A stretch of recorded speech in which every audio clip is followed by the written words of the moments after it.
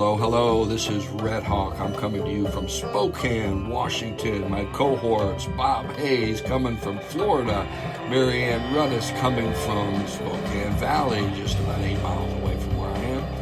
And this week, here at the deep end, I have been tickled by all the hoop-de-doo about Taylor Swift and Travis Kelce, and the Gathering Storm and romantic love story versus the conspiracy theory versus whatever. It's just been amazing. It's like this gravity that attracted the media complex in such a way that everybody has a chip in the game, if you will. It's tickled me. But watching all the media, the frenzy about what led all this to happen, it started pulling me. And as it pulled me, I started pulling on a thread, and it had me, seriously, it led me to this both refreshing and haunting way of seeing the world. And it's still with me, and I don't think it's going to leave. So I want to introduce a couple of concepts going into today's deep end. I want you to think about the atmosphere and how the atmosphere allowed what's called the biosphere to emerge. And the biosphere allowed what both a guy named Vermadsky and another guy named Pierre Teilhard de Chardin came up with an evolutionary concept of the noosphere. The noosphere. It's this evolutionary development dominated by consciousness, by the mind, by the interpersonal relationships, and that the creatures evolve. It's almost like the dolls that get set inside each other. This layer of consciousness is now at play, the noosphere. Another term I want us to learn or to get a sense of for today's reflection is ethos. Now, ethos has a whole lot of stuff. Does he have a good ethos or not? In other words, does he have character? Does he have ethics? But if you look at what ethos really means, it has to do with the spirit of beliefs and aspirations of a people, appealing to the ethics. Now, you can trace the ethos of a few different things in this country. When I mention them, you'll see, if you've been alive for more than 30 or 40 years, abortion, the anti-choice people, the way all of that tracks itself from beliefs, the way those beliefs spread, the way those beliefs started connecting themselves to certain ethics and characters. And then, of course, there's the Second Amendment and the guns. Oh, my gosh, that's a great ethos to follow. And the one that I have enjoyed following is cannabis. Being an underground guy who has a predilection towards cannabis, it's been wonderful watching that emerge in the beliefs. And we're right in the middle of that one, aren't we? We're right in the middle of all of these. It's quite amazing when you look at it. So we have noosphere, we have ethos, and then we have the pop mind. Now, it's interesting. When I did research on the pop mind, it came up to this psychology of how things pop into the mind. And then when I tried to narrow it down, it got into social psychology of crowds and movements and how those things happen. So I want to look at the pop mind of what's going on right now. The swirling conversations and the way and attention to the daily events and how they get before us. Think about the music in the bars, the music on the radio, the music on the internet. This is where Taylor Swift's power comes from. Look at news and sports, another place where the pop mind is, we can see what's happening. I always like going to different news stations to see what their top story is. How did they choose that? To what end? Sports. Come on, man. Kelce and Swift. Man, we got a pop mind event right here. By the way, The Economist calls that a pseudo event. Where we long for these heroic actions, but we don't get them. So they create pseudo events that can take place of those romances and heroic things. And then, of course, another place we can look at the pop mind, TVs, movies, images, memes. We can see what's popular. If you're on Facebook or Instagram, what comes across. And all of a sudden, there's a wave of something, some interest. That's the pop mind. What's going on? What gets before us?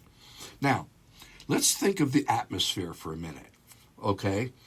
With all its weather patterns and swirling storms, cloudy and clear skies, shifting temperatures and winds, sweltering heat and numbing cold, all interconnected in this huge system of life. Now think of the noosphere in the same way. Consciousness like this layer of atmosphere with weather patterns, not of wind and water, but of ethos, of interests, of conspiracy theories, of military might and ideas and fascinations and movements. All this fueled by this media political complex. Media political complex, by the way, is a word I got from The Economist, talking about these pseudo events and how they create these centers that are just quite amazing. And again, they tickle me, but some of them don't. Like war, like anti-choice. Those things don't tickle me. But this study has led me into some understanding of how those forces gather. So if we could put together a computer model of this noosphere and predict the movement and ethos and ideas like we do the weather, wow. Well, I guess we'd have Isaac Asimov's The Foundation, wouldn't we? We'd have predictability models of history itself.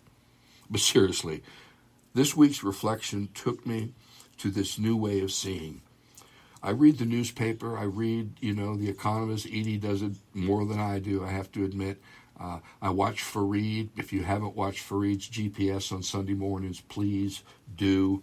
It's one of the best informed shows on TV. And he messes up sometimes, and he just said, I just messed up. But seeing what's happening in the pop mind as an overall aspect of the noosphere with all these weather patterns, it's flooding in California, it's snowing in the Northeast. Those weather patterns are important. But we have weather patterns of blue states, red states, the way ideas get in, the way those ideas keep other ideas from getting in. All of that is part of the noosphere. I see it as the pop mind like the weather, and the noosphere is the climate. Climate change, just as we have climate change in the atmosphere, we are going through huge climate change. The big pivot points, the discovery of DNA and recombinant research, the atomic bomb, computers, the internet, and this is just a few. But they changed the conversation in so many ways. The weather of the noosphere, information communication, war. Oh my gosh, war is just amazing. If you haven't seen Oppenheimer yet, please do. His final statement of that movie indicts all of us, I believe. So all of these things, they rise. They connect us, and they are interconnected. The rise of pseudo events and conspiracy theories, oh my God, they drive me absolutely bonkers. But this way of seeing the world and reaching and reading my news magazines and watching how and where the media complex focuses is both refreshing and scary. For me, it reveals a way to hold all of the many changes and happenings from Taylor Swift to politics to tragic shootings and war to the advancement of ideas through literature, movies, and science. It allows me to hold them all together within a single system of perception and understanding, although not a single understanding, that's for sure. Like our atmospheric world, the world's a mess, but we can begin to see how the ideas gather, how they create a force and become tornadoes or hurricanes, if you will. The Swift-Kelsey event, it's a weather pattern. It attracts ethos. People are saying they're evil. People are saying they're great. It's amazing to watch to me. So tracking the weather patterns of safe, personal choice, that's abortion, to the laws that could make abortion mandatory. I mean, seriously, think about it. What we just did is in a reaction to pro-choice, is we created a system that when the population becomes too great, we can literally now, the states have the right to make abortion mandatory. People haven't thought that one out all the way. But the weather pattern is starting to see that there are other ideas in the mix. So other things we can watch, the Second Amendment, all the shootings going on and all the excuses being made for that's just the way it is, unbelievable. Watching how cannabis becomes legal, watching how the states are ahead of the feds and how the feds are going to have to catch up, and the politics of that is a huge weather pattern. Watching war in the Middle East, and I'm going to suggest that the war in the Middle East is the longest sustained weather pattern of the noosphere on the planet Earth. Those conflicts have been going on for thousands of years now. So it's quite amazing to see how a weather pattern can stall over a certain geopolitical area and literally live there. So another place or another thing I want to, my final point before I really turn this over is to learn history is to learn the weather patterns, of how the weather patterns rise and fall and how they create and do their force. So again, this week's reflection and study came out of my being tickled by Taylor Swift and Kelsey. And as I pulled on that thread, it led me once again to the oneness of being and consciousness and the moral obligation we have to each other. Just as no man is an island, so does no human event happen outside the many moving parts that gave rise to it. This network, is one of consciousness, and we are not just inside of it, but we are the guardians of it. The web of human life and consciousness, that's a big responsibility. But to find ways of seeing it and understanding it, to me this week has helped me see the planet Earth and all my geopolitical understandings in a slightly different way. So I just laid out a hell of a lot, some of it obscure. I'm reaching for something that I'm not sure I'm real clear on myself. So Bob Hayes coming from Florida itself. Speaking of a weather pattern politically in Florida, it's its own little beast. So Bob, what say you to my my not quite eloquent opening statement? Oh, hold on. Go ahead. Sorry. Before we started, I mentioned to Mary Ann that the idea of the noosphere was one of the things that Red Hawk, you and I discussed when we were searching for our direction in life and deciding to go to college and try and learn more about what was going on around us. And there's just so many things that are involved in it. You know, it made me start to look at the interaction between the social world and the individual world, and how an individual's mind is, in a large sense, created by the social interactions that occur during his or her maturing.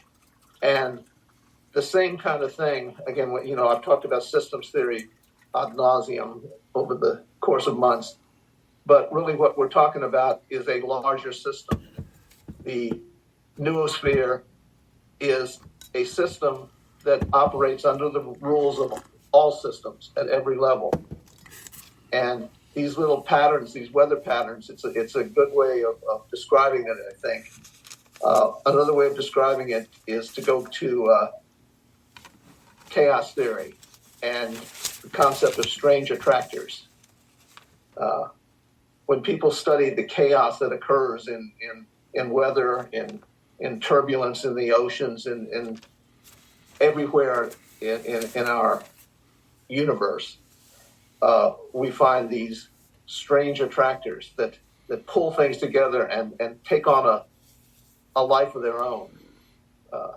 You can see it when you look at pictures of Jupiter. You see the red spot. That's actually a storm that's been going on in Jupiter for hundreds of years. and it has taken on a life of its own. And these ideas that you're talking about take on lives of their own. And I think that the Travis Kelce, Taylor Swift discussion is really relevant, because you see the merging or the interaction between two very, very potent ethoses in our world today. You've got the music and the popularity. They're each their own pseudo event. They are, and they're coming together. And now another thing that just came together was the shooting at the Chiefs parade. They're celebrating the Super Bowl, and suddenly you have another one coming in, and it becomes almost chaotic. But what we're looking for, I think, is the strange attractors that bring order into the chaos. Amen. And that's something that we're looking at in our own individual minds, and we're now looking at it in the mind of the planet. Yeah. And now, and you know, what you're talking about, of course, is context. And that's what this whole episode is about, is how do we place all of these things within a context of understanding that at least allows us to see them and to reveal them within a larger purview, if you will. Marianne, we just went a whole lot of different places. You feel free to go wherever you want. And you know what? I was riding that wave right with you guys, both of you, all the way. And I love the metaphor of the weather pattern, because so even just to go back to this Taylor Swift and Kelce relationship, and it's like I think it's, to me, their story is irrelevant as far as how it affects my life. And yet the conversations that are happening around it, those are extremely relevant. We're talking about being intimidated by women with that much power. And we're talking about the idea of public versus private. We're talking about, all of these other issues. And that is the catalyst, right? That was something that, and Radhaka, you talked about how the media is shining lenses at these different things. And those are the lenses. I mean, wherever that lens is pointed, we can get caught up in that and start talking about that. I mean, there's so much here. And, there's another piece of this too. I saw this amazing piece of art, and it was two silhouettes of heads, and inside, one was male, one was female. They were it was black and white, and inside one of them was all of these. When you first looked at it, it looked like chaos, and when you got closer to it, all these little intricate ideas and images within the one head, and in the other it was more of an urban. One was more urban, one was more rural, and inside that head there were all these images that were a little bit more sparse, and then between them there were power lines going back and forth. And to me, it's like that was a great depiction of what we're talking about, because we are transmitting energy, and as those images and as we sit here and talk, there are things that are being passed back and forth that are going to change who we are and how we see things. And then there was a line that went up above off the edge of the canvas or off the piece, and it's like, is there that connection to something else? And so I think there's this whole energy field around us, right? That is this Noosphere that is taking on, and things do take on a life of their own. Yeah. And so what do when we look at our creations, you think about Frankenstein. It's like you look at what you create, and then does it become a monster or does it become something beautiful? Yeah. And you don't know, right? Well, and this economist, and the thing about it is it usually deals with very hard stuff, and they published this one story called The Love Story, and a guy named Borstein said that celebrity is a human pseudo-event. And basically what he's saying is it has been fabricated on purpose to satisfy our exaggerated expectations of human greatness. You see, greatness used to be predicated on some heroic act, if you will. Now, the internet, 24/7 news, we have to stretch the whole thing out, and we don't have enough. And so what happens is this, again, I love the term, media political complex creates their own events, pseudo-events. But what happens is, and Marianne, you just nailed it, the pseudo-events, which really don't mean a damn thing outside the love for each other or whatever they're doing together, attracts ethos, attracts a conversation, creates its own weather pattern, one that can become, very strong. I mean, right now, the right wing has created a weather pattern that is almost at hurricane speeds. And it's going to do some very bad destruction. The tornadoes that the right wing is creating with their gun laws and stuff and their abortions, women are dying, babies are dying, guns are getting into the hands of irresponsible people, all kinds of things. That's part of a weather pattern. And the ethos, and this is an interesting shift here, becomes pathos. In other words, the belief system feeds you enough to get up off your butt and go to the Capitol on January 6th. And even to try to hide arms for a possibility that you might need them. You see, all of those ideas are part of a movement that's circling itself and becoming stronger. And we don't know how to deal with it. It's a weather pattern. And if we can drop back and begin to see it as a weather pattern, begin to see the forces that are feeding it, maybe that's how we begin to address it in a way that dilutes it, that calms it down. And I don't know this, but I can say that this week I started reading the news different. I've started seeing the news different. I'm seeing the planet and these weather patterns, that are storms breaking out, just like the Northeast is freezing and the California is drowning. Those same things are happening idea-wise. And man, if we can just lay hold of a way to see it, at least for me, this has been some insight into that.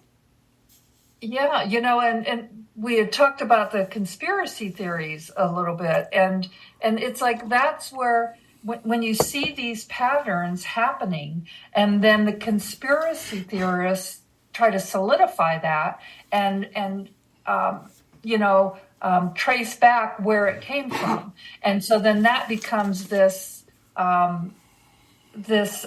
ideas that there is someone that's orchestrating this. And I think it's much more fluid than that. Yeah. So. And I think that that's exactly right. It is in motion in such a way. Go ahead, Bob.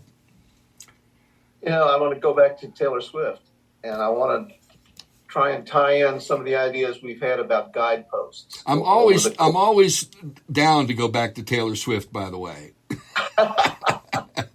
Well, we've talked about guideposts. How do we know how to live a good life? And what are some of those guideposts? And they all come down to getting along with each other, dealing with each other from a perspective of love rather than a perspective of power.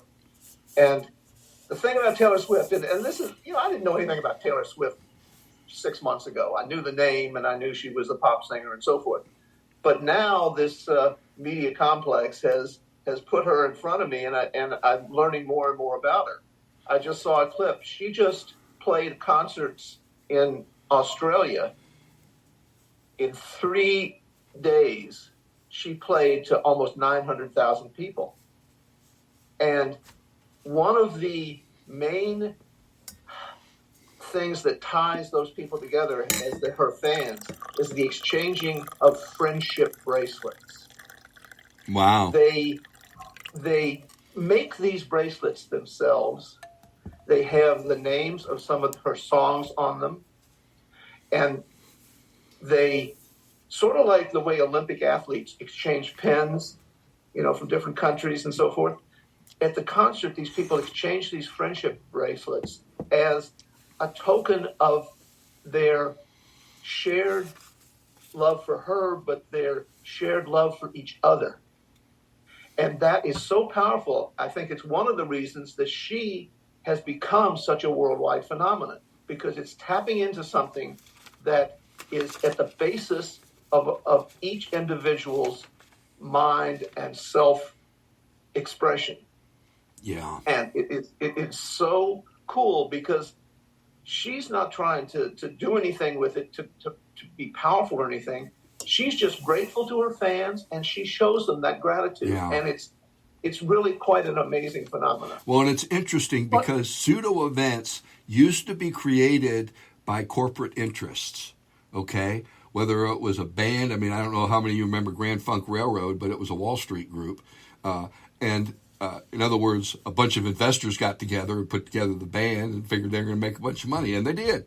They just didn't figure on the people in the band having minds of their own. But what's happened, and Bob, you put your finger on it, and this comes again from The Economist. A pseudo event is now a pseudo event because Taylor Swift is literally running her own show by being authentic, at least appearing to be authentic. And that creates a whole new situation.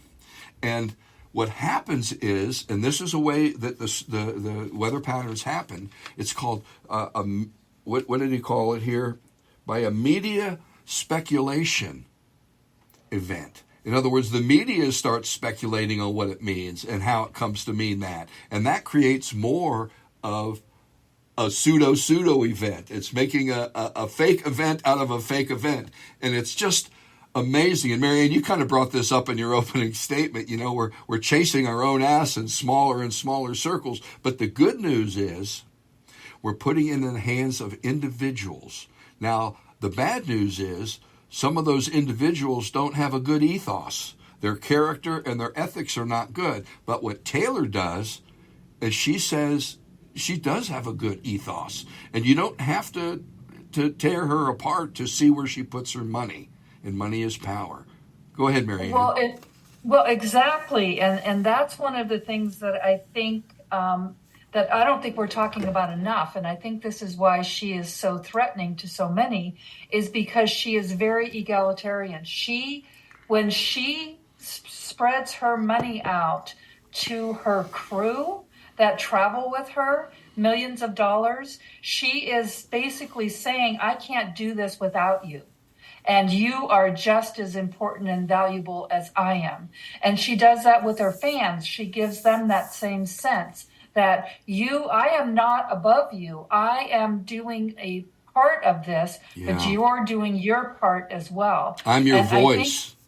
Yes, and I think that's where she becomes so threatening to some who like to hold their power and not spread it around. So again, that's another part of these conversations that are happening around her. It is pretty phenomenal. And I will say, we're coming to the end of our time. I will say that Taylor writes songs about what's going on inside of her in relationships. And what's going on inside of her is going on inside of most of us. And I'll tell you, if you're an adolescent and you got all this stuff going on inside of you, how do you sort it out? Well, I'm going to tell you, Taylor Swift is helping to sort that out for hundreds of millions of people. And it's amazing. I'm just now starting to listen to her music, and it all sounds like Donna Summers to me. I'm sorry. Did I just say that out loud? I'm going to listen to more of her stuff. So I want to say that, today's podcast is really about seeing the events within a larger context. And to have a context that's larger, we call it the Noosphere, that is meaningful, that is one that engenders health and wholeness, not separation and divisiveness. So having said that, Marianne, final comments? I think I'll just close with "Go Taylor." By the way, we're a bunch of old folks, so this is really good Yes, news. and I don't know her music. I haven't listened to it. But I do see that she's got quite the following. Yeah. And music in general does that. Yeah. You know, the music I grew up with, it shaped me. Yeah. It gave me ideas. It gave me thoughts. So Well, yeah, go Taylor. Some insight on that. Just go on the internet and ask for a list of song titles. And just go down the song titles and you'll get some pretty good insight. Bob, final comments?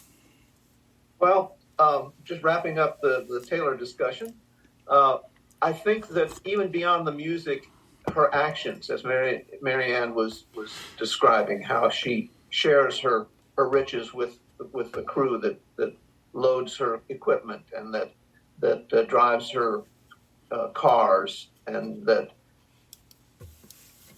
have a connection with her. She'll stop her concert to talk to a young girl that she notices in the audience, and she'll literally bend down to the level of that young girl and talk to her like person to person. And those are the kind of things that people, they may drift away from her music, but they'll never forget those kind of actions. The money that she and Travis Kelce have given to the families of the people who were tragically wounded or killed at the Chiefs parade. They didn't have to do that. You know, nobody, they're not getting any benefit from it per se, but they become role models. And the people who follow them as fans will almost by osmosis absorb some of the ethos that they are projecting. And I think that's a wonderful thing. Yeah. Amen. And again, I hope our listeners are getting a little more insight, you know. And if you're not tuned into the news, my God, are you a citizen of this planet or not? That's a pretty indicting statement I just made. But I think it's an important one because the news is like knowing what the weather's going to be. It's like having a sense. Nobody should stop studying history. I mean, the older I get, and I hated history as a kid, the older I get, the more I look at history, the more I study it, the more I read it. And the more I see that as we have evolved, our ability to respond as a species is greater and greater. And so our next podcast, we're going to go to dominion. I love that word, dominion. It makes you think you have something over somebody else, but that's not really what the word is about. You know, the father, Abba, in ancient Hebrew households had dominion over the household. That dominion meant that he was required to make sure everybody in that household ate, had a place, had meaning, and fairness. All of those, dominion. We are given dominion over the earth. I worked for a school called New Dominion, and it was basically about how adolescents learn to take responsibility for themselves. What does it mean to have dominion over the earth? Whew, big responsibility. Till our next podcast, blessings, my friends. Blessings.